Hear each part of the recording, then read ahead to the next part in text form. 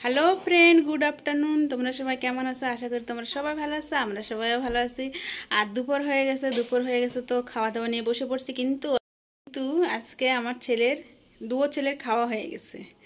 দুও ছেলের খাওয়া, ছোটোটা স্কুলে টিফিন নিয়ে গেছিলো, মানে ওদের আসতে আসতে 12টা হয়ে গেছে।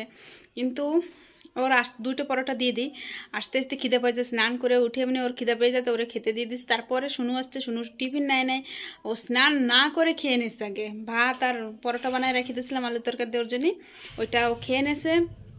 কিন্তু আমি আজকে একা একা বসছি, আর ওদিকে ওদের খাওয়া একটু থালাগুলো রয়েছে দেখো। আর এখানে রয়েছে আমার থালায় দেখো।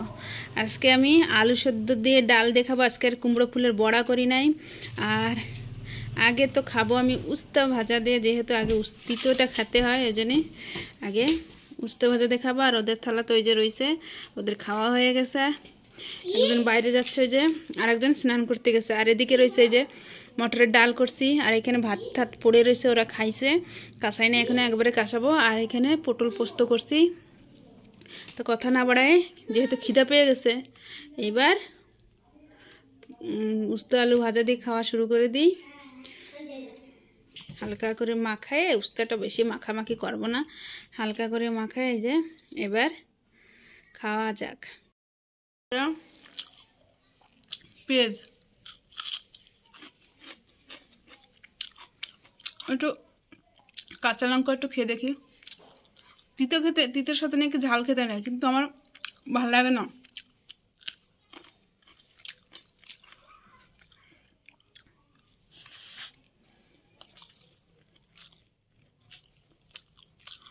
উস্তা ভাজা দিয়ে তিতো দিয়ে ভালোই লাগতেছে।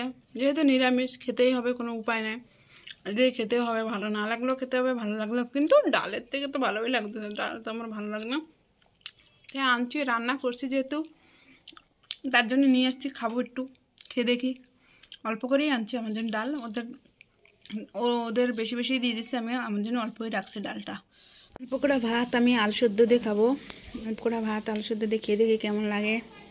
আর পেস্টটাও কামড়ায়, যেটা উস্তা দিয়ে খাইছে সেটাও দেখি মাখায় নিচ্ছিলাম, পরে হাতে বাঁধলো, দেখলাম না পেস্টটাই খাওয়ার পেস্টটা। এবার খেয়ে দেখি কেমন লাগে।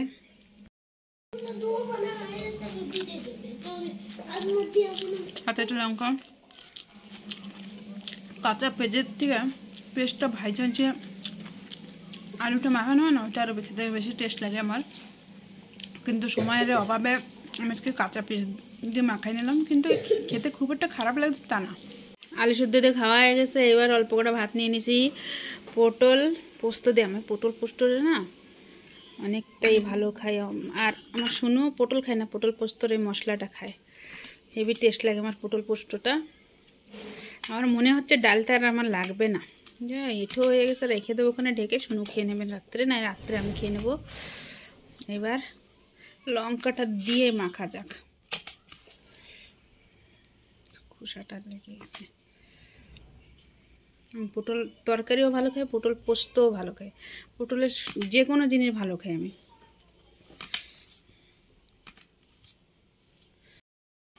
এবার খাওয়া যাক। যা লাগছে না খেতে।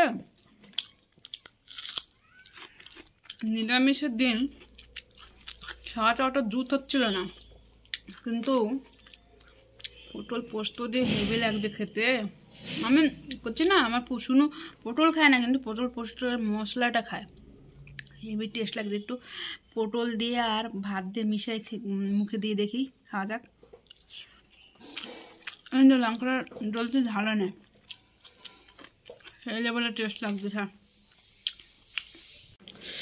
আমার পটল পোস্ত দিয়ে খাওয়া হয়ে গেছে, কিন্তু অল্প করে ভাত রেখে দিয়েছিলাম। ডালটা খেতে টেস্টটা করে দেখি কেমন লাগে। ডালটা খুব একটা ভালো লাগে তা না, আর মটরের ডাল জমে গেছে পুরা। ডাল সেদ্ধ দিয়ে ডাল দিয়ে খাবো দেখে অল্প একটু ভাত বাঁচায় রেখে দিয়েছিলাম। এবার খেয়ে দেখে ওই জন্য পটলটাও রেখে দিয়েছি, যে পরে মুখটা খারাপ হলে পটলটা খাওয়া যাবে। এবার ডাল দিয়ে আলু সেদ্ধ দিয়ে মিশায়ে এবার খাওয়া যাক।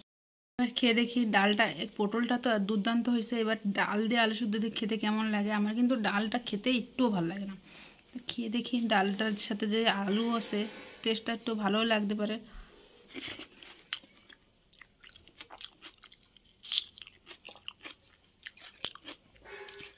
মোটামুটি খুব একটা ভালো লাগবে তা না, মোটামুটি আলুটার জন্যই যেটুকু লাগছে।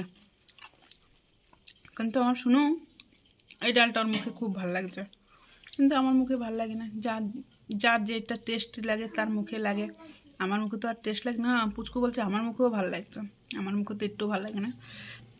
তা আজকের ভিডিওটা আমি এখানে এন্ড করতেছি। তোমাদের যদি ভালো লাগে লাইক করো, আর চ্যানেলে যারা নতুন তারা সাবস্ক্রাইব করে আমার সাপোর্ট করো। বাই, আবার কালকের ভিডিও তোমাদের সাথে দেখা হচ্ছে।